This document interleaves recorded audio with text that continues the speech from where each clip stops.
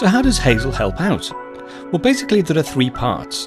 The first is that you can set it up to watch folders, and based on certain rules it can automatically manage the files within the folder for you.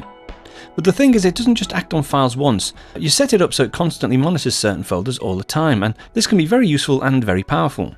In addition, Hazel also helps you manage your trash, and also helps out when uninstalling applications.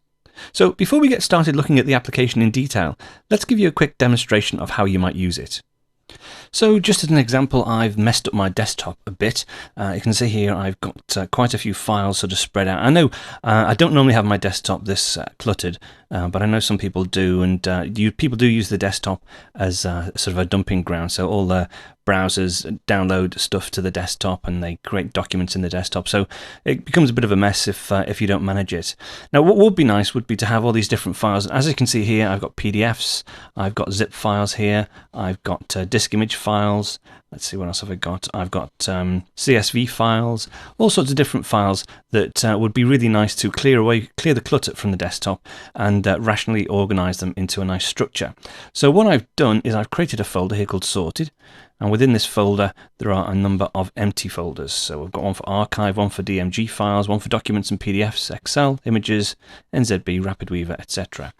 Okay, now I could actually sort all these into order and then just drag them across to those folders. Now I have already installed Hazel in this machine, but the nice thing is you can actually stop it so that it doesn't work automatically, so you've got complete control over how it works. So I've currently got it stopped, and what I'm going to do is going to run a rule I've set up for my desktop manually. So you see here, run rules desktop. So if I just click on the desktop rule, you'll see, as if by magic, there we go, there's all the files, and suddenly I end up with a single folder on my desktop. And if I just open that up, and there we go, let's straighten that out. And now within the archive folder, which all these were previously empty before, I've got all my zip files, I've got my DMG files, I've got PDFs, and also doc files as well in here. So your rules can cope with multiple types of files. Some CSV files, images, again PSD and JPEGs, and these are all nicely sorted now.